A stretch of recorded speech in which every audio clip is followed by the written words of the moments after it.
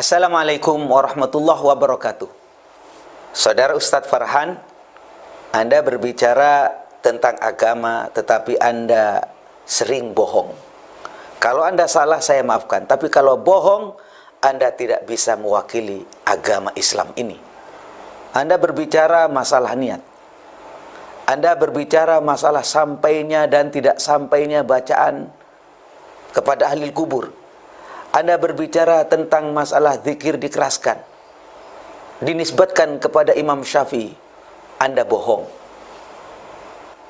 Maka ingat, katanya ulama, wa idza takallama al-mar'u fi ghairi fannihi ata bihadhil ajaib.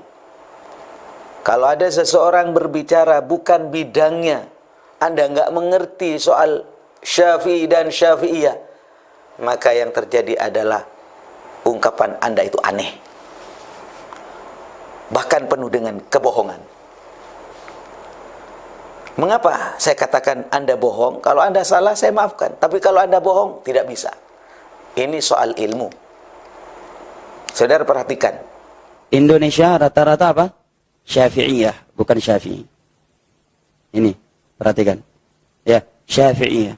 Melafadzkan niat ketika sholat. Itu pendapat sebagian ulama Syafi'iyah, enggak semua, bukan pendapat Imam Syafi'i. Imam Nawawi saja menyalahkan pendapat ulama Syafi'iyah yang melafadzkan niat ketika salat. Ya, rata-rata adalah Syafi'iyah. Menurut Ustadz Farhan, melafadzkan niat, misalnya nawaitu, usolli dan lain-lain, adalah bukan pendapat Imam Syafi'i, melainkan pendapat sebagian ulama Syafi'iyah. Betulkah? Anda bohong. Mari kita perhatikan secara seksama. Di dalam kitab Ibnul Muqri Al-Mu'jam halaman 317 disebutkan, akhbarana Ibnu Huzaimah haddatsana Ar-Rabi' qala kana Asy-Syafi'i idza arada ay yadkhula fi shalat. Imam Syafi'i itu kalau mau melaksanakan salat, qala bismillahi muwajjihan li baitillahi muaddiyan li fardillahi azza wa jalla, Allahu akbar. Artinya apa? Imam Syafi'i melafadzkan niat. Jadi saudara Farhan ini bohong. Bahkan mengatakan katanya Imam Nawawi tidak menganjurkan. Bohong lagi Anda itu. Mari kita cek Imam Nawawi, pentarjih utama mazhab Syafi'i. Beliau menyampaikan, wan niyatu, adapun niat, bil qalbi, itu ada di dalam hati. Wa yundabu, dan dianjurkan, disunatkan, an-nutqu, mengucapkan, kubailat takbir, sebelum takbir. Anda baca di dalam kitab Minhaj At-Talibin juz 1 halaman 26. Bahkan banyak menyelisih pendapat Imam Syafi'i. Contohnya mengirim pahala Al-Quran. Imam Syafi'i berpendapat tidak sampai ke mayat. Ya. Yang kedua, kebohongan Ustadz Farhan ini. Katanya mengirimkan pahala Al-Quran tidak sampai. Menurut Imam Syafi'i. Lagi-lagi Anda ini hanya membaca literatur sekunder. Saya katakan Anda itu cetek. Coba bagaimana Ibnu Hajar menyampaikan, wa qala al-Hasan Ibnu Sabah Az-Za'farani sa'altu Syafi'iyah 'anil qiraah. Saya bertanya kepada Imam Syafi'i anil qiraah, bagaimana membaca Quran indal qabri, di samping kuburan. Faqala, Imam Syafi'i menjawab, la ba'sa biha. Catat ini, la ba'sa biha, tidak apa-apa. Anda mengatakan Imam Syafi'i melarang. Tidak. Al-Hafidz Ibnu Hajar menyampaikan, wa hadza nassun gharibun an Syafi'i wa Za'farani min ruwatil qadim wa huwa thiqatun wa idza lam yarid fil jadid ma yukhalifu mansusal qadim fa huwa ma'mulun bihi yalzamu min dzalika ay yakuna asy-Syafi'i qailan bi usuli thawabil Qur'ani li'anna al-Qur'ana asyrafudz dzikri. Jadi kesimpulannya bahwa riwayat yang disampaikan oleh Imam Az-Za'farani ini adalah riwayat yang thiqah dan pendapatnya bisa diikuti. Maka ditarik kesimpulan, Imam Syafi'i menyampaikan sampainya bacaan Quran kepada orang-orang yang sudah meninggal. Karena apa? Li'annal Quran asyrafudz dzikri, karena Quran itu zikir yang paling utama. Anda Ustaz Farhan bohong lagi. Katanya Imam Syafi'i tidak menyampaikan demikian, bahkan melarang. Jadi dalam masalah mengirim pahala Al-Quran tidak sampai, menurut Imam Syafi'i, Ustaz Farhan ini bohong lagi. Contohnya apa?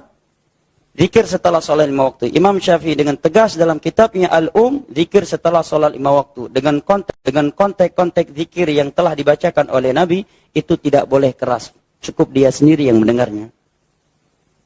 Andai kata dia ingin mengeraskan, maka boleh dengan syarat tujuannya agar jamaahnya menghafalnya. Jika jamaahnya belum tahu konteks zikir setelah sholat 5 waktu. Setelah mereka menghafal, mengetahui, maka dia tidak melakukannya lagi. Sebagaimana Nabi melakukannya di awal Islam.